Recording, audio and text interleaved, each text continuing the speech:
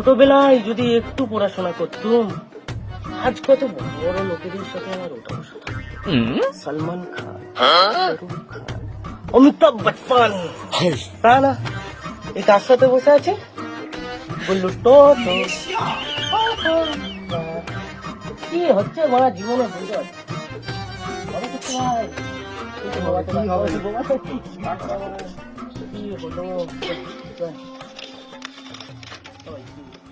আচ্ছা দাদা, এই অ্যাড্রেসটা কোথায় আছে বলুন তো?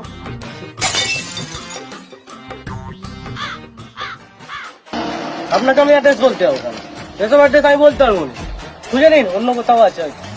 খালি বেকার জ্বালাতো না লোক, কত সব আজও পাবলিক এখানে থাকে। চল চলুন চলুন, আমি বলতে পারবো না, চল।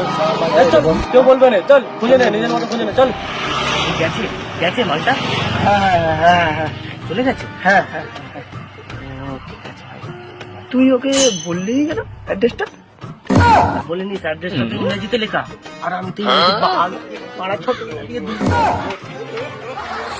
কঠিন ভাই, কেন যে ছোটবেলায় লেখাপড়াটা করলো রে? ঠিক আছে চল বাদ দে, চল।